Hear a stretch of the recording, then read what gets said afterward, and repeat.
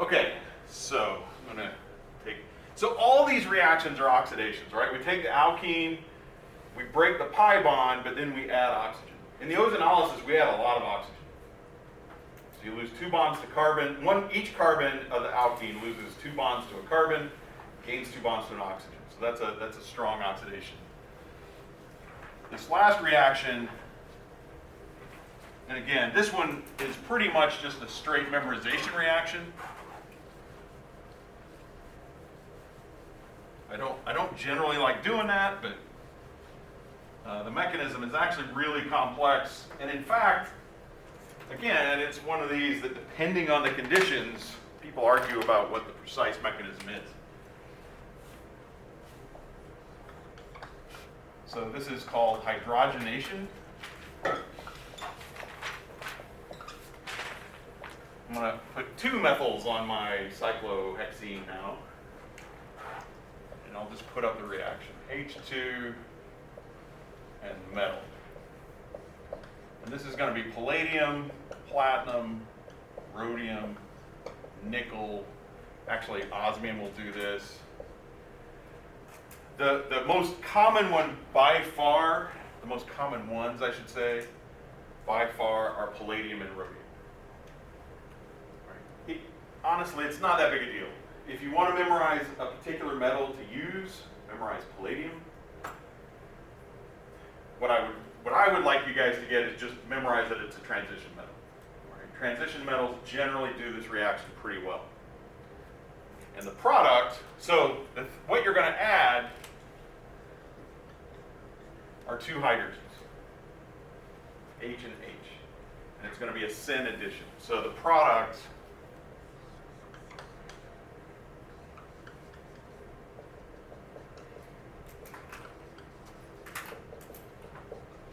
is just this.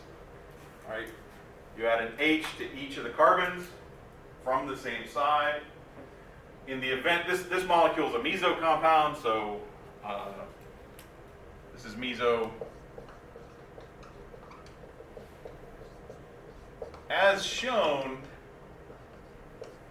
all right, this reaction would give you, the way I've described this reaction, it would give you a chiral, or it would give you a racemic product if the product were chiral.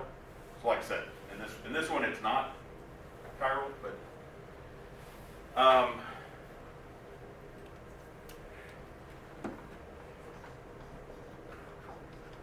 there is, and this is also important, and the book goes into it. The book goes into it in quite a bit of detail. I'm not going to go into that. I'm not going to go into it in that much detail, any detail. I guess the lesson I would want you to learn throughout Orgo 1, and we could talk about it more in Orgo 2,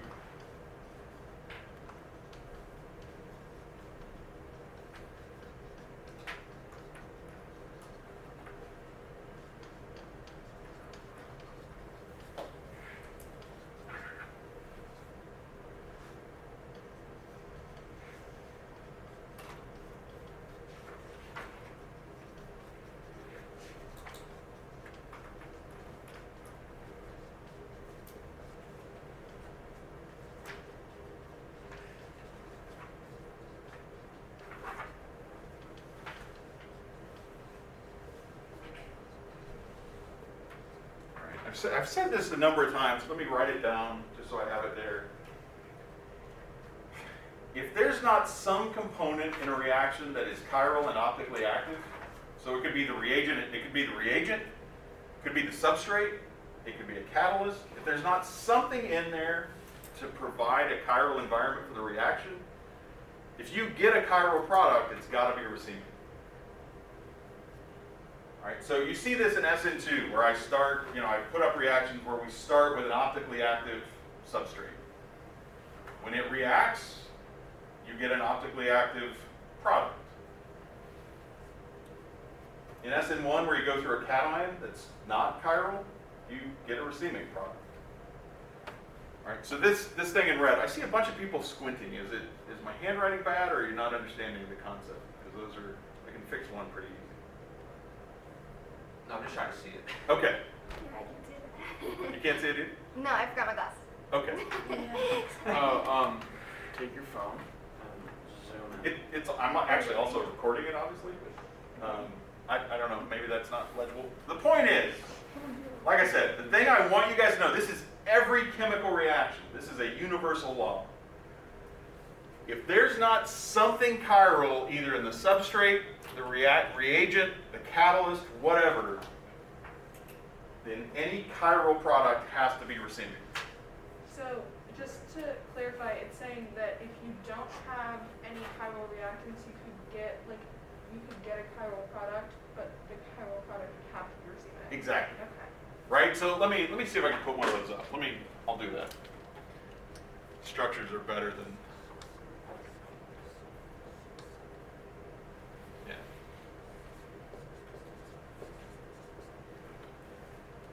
Draw the product of that.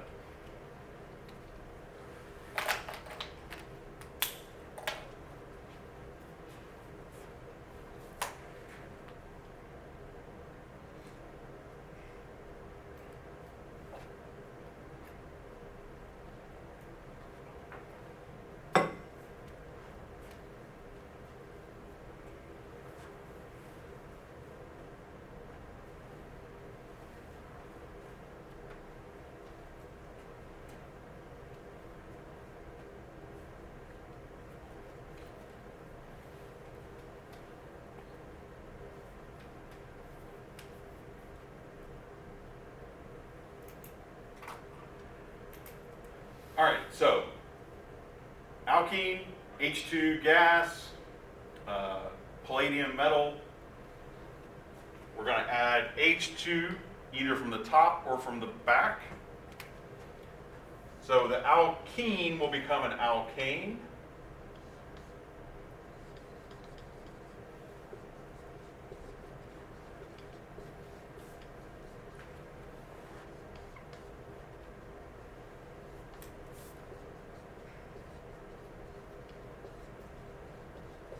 All right, so if the hydrogen comes from the front, if hydrogen comes from the front, it'll push that methyl back. If the hydrogen comes from the back, it'll push this methyl front. These are enantiomers of each other, and in the absence of something chiral, there's no reason the hydrogen would prefer to go from the back or the front, right? Equal routes there. Yeah. Is this the reaction that's sin because it's on the metal? Yeah. So thanks. I left that out. So what happens here, and again, I'm not going to ask you a mechanism for this reaction, right? Because the mechanism's pretty complex. And what happens is we have this kind of,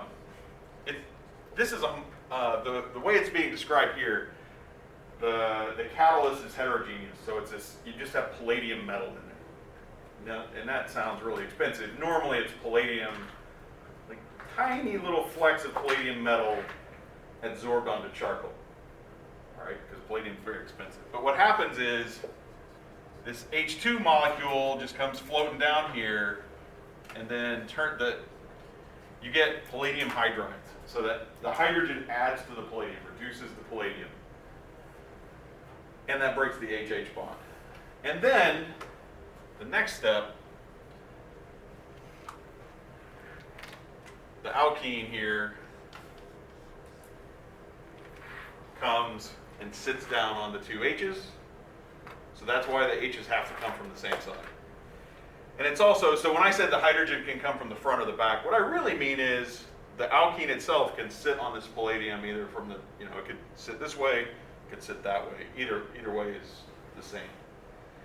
If there's something chiral though, right? So if say you had a giant T-butyl group chiral here, right? Then this might, if I sit this way, the T-butyl group bumps into this. If I sit the other way, the T-butyl is pointed away. That wouldn't be enantiomer selection, that would be diastereomers selection, right? The products now would be diastereomers.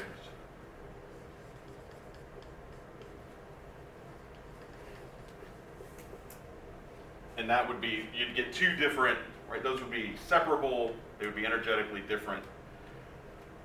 But you've got a chiral thing. The other thing you can do here is you can, and this gets a little more complicated, you can solubilize your metal with what are called ligands. These are just small organic molecules that bind a metal atom. So now you'd be doing homogeneous catalysis. The book, Klein goes into this in some detail with a thing called Wilkinson's catalyst. That's a rhodium catalyst. I'm not going to ask you about that. Like this is a big concept. It's a hard one to test, but it's a big concept. Anyway, if you can solubilize your metal with a chiral catalyst, right? Like if I have this metal and there's something really big right there, then the alkene's going to want to sit so that it doesn't interact with that. And that would be that would let you maybe get some enantioselection. Anyway, this is a really important part of organic chemistry. You'll go into it a little more in Orgo 2.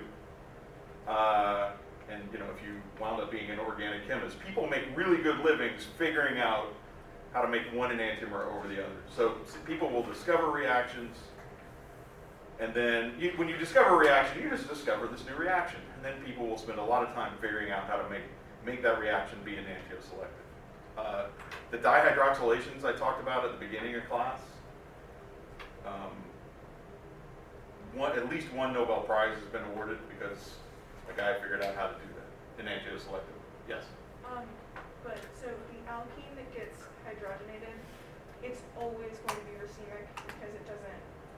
If it's just, yeah, so like if all you see here is palladium and there's nothing, so when you say it's always going to be racemic, like I said, that assumes there's nothing else chiral in there, right? So if there's a chiral ligand, if there's a chiral reagent, if the molecule the alkene is in itself is chiral, then the product probably won't be racemic. Okay, but there's got to be something in there to start, and it really all goes back to biology. So living organisms, the organic molecules that make us walk around and talk and stuff, are all chiral. So you can go to nature and you can always find some organic molecules. You use them to either build molecules or catalyze reactions.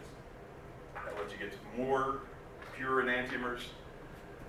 And then, then you can build most of the chiral catalysts, I mentioned a chiral catalyst, most of those are built from like amino acids, which we find in nature on an enantiomer. Yeah. Okay, so you sort of lost me with the statement that you wrote down there in red. So if a compound does not have any chiral centers, right, or anything optically active, then the chiral product must be racemic, is that right? Okay, but then in the first one that you draw right there, unless I got this wrong, the reactant does not have any chirality to it, right? Right. So this achiral. If that product is chiral, it's got to be racemic. Yeah, but it's not racemic, right? In this case. It's not because it's not chiral. So meso compound. Oh, okay. Yeah. So on the first one with the ring, why is both of the hydrogens a backside attack, but for the one that's not a ring, you can do it from the front? That's what I'm saying here. It doesn't have to be about. So it could be either or. Yeah. Okay. But both Rather than drawing two molecules, just say it's and honestly, on an exam, if you give me syn addition, you don't have to say it's racemic or plus enantiomer or anything like that. Every professor's a little different than that. I want to see that you know the two H's go on syn. All right? Drawing two molecules, so you can always write plus enantiomer, but make sure it's a chiral. Like in this case, again, these two are exactly the same compound. If I take the blue molecule and I turn it over, I get this molecule. So you get a single meso product out of this regardless. This is a better example over here. I'm going to get 50-50 of these two. Right? So you could draw this one and write racemic. plus enantiomer. You could write plus enantiomer. You could write 0% EE. You could just draw it like that. That would be fine. Yeah. My question was, did we have to include the stereochemistry if it was racemic? Yeah. So see, the thing here is, for this one, there's already an H here, so you can't really go in. This one doesn't illustrate that the two H's come syn. If the two H's came syn or they came anti, you'd get the same product. So you would only need to do that if there's a ring and you're going to get some stereochemistry out of it. How are we doing on? All right, last thing I wanted to talk to you guys about, and I just uploaded a video that goes into this a little more.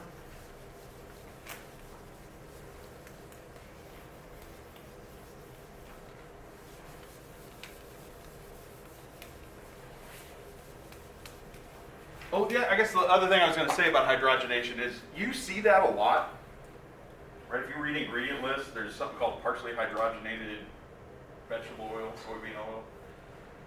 So fats, you may be familiar with the structure of a fat. It's got a carboxylate at one end, long hydrocarbon chain.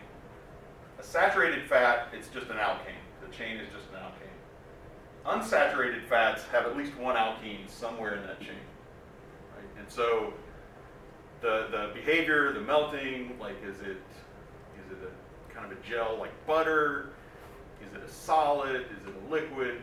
Has to do with the alkenes. And so what they found is you can take vegetable oil, which is hard to work with industrially. This sounds fun for your food, right?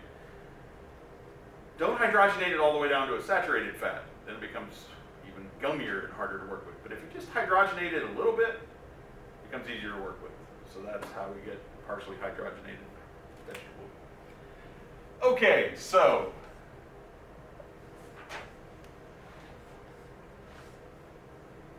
This is a new reaction. this is a new reaction. We're going to take these two alkenes with HBr at 30 degrees. So draw the product, and then separately, which of these reactions is faster?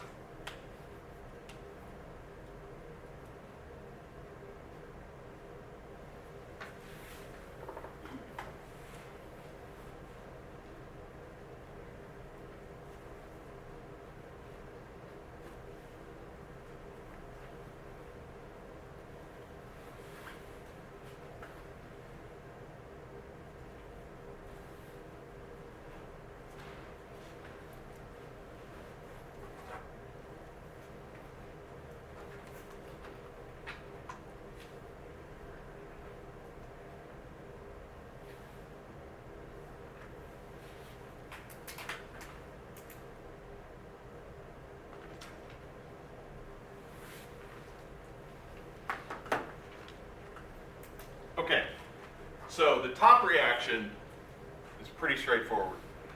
HBr is going to add, H is going to add to the less substituted carbon, Br to the more substituted carbon. That's just Markovnikov's rule. And this will be racemic. Same thing we just said, right? HBr is achiral, the alkene is achiral. For those to react, they're going to give you either an achiral product, or if the product's chiral, it has to be racemic. Same thing is going on here. You're going to get a carbocation that's planar. The Br can come from the top, the back, the left, the right, front, whatever. And how did you know where the BR went again? Markovnikov's rule. So the Br is going to add, you're going to make, the first step is to make a cation. You've got a choice between making a primary cation or a secondary cation. Secondary cation is going to be more stable. Okay? On the bottom reaction, it's a little harder. You've actually got, you can add to either of these and get a secondary cation. And so what you're going to get is both.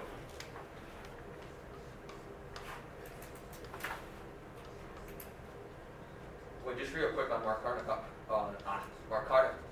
Markovnikov. Yeah, that guy. Yeah. Is the anti-Markovnikov, is it just plain not formed? Or Doesn't form. Doesn't form, okay. So both of these are chiral, both are racemic, and they both go through, right? Actually, you get the same product as you would for the one on top, and the cation for those two would be the same.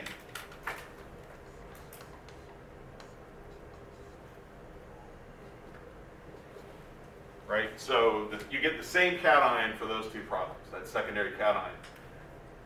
On the bottom, you'd get a cation here, which is also secondary. So adding HBr to an internal alkene like this is going to be a mess. You're going to get both products.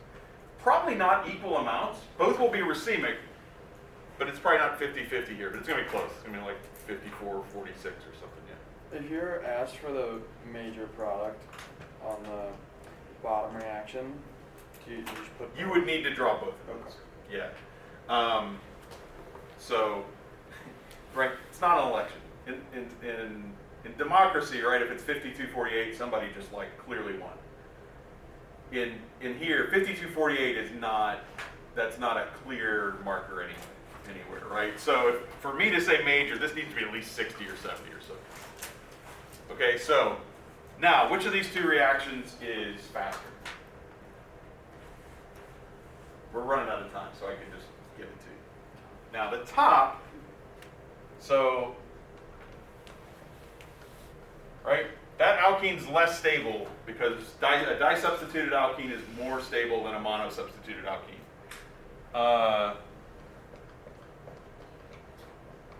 The alkene, the monosubstituted alkene has less steric hindrance. All right, so at this point, everybody's like, oh, the top one must be faster. Less stable reactant, more sterically accessible, that should be faster. And that is perfectly logical reasoning. Right? I'd be fine if you came up with that on your own. It's wrong. Again, there's always complicating factors. So the complicating factor here is this alkene is more electron rich. Right? So alkyl groups are weak electron donors. Okay, so the whole reason a more substituted carbocation is more stable is because those alkyl groups are donating electrons to it, right? A tertiary cation is more stable than a secondary, and the reason is the tertiary cation has 3 electron donors on it instead of 2. So an alkene is going to be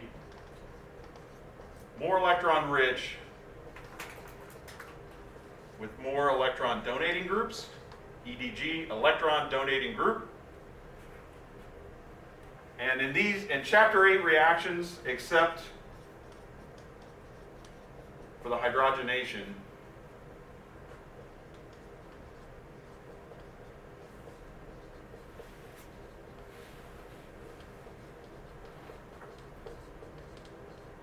the more electron-rich alkene reacts fastest.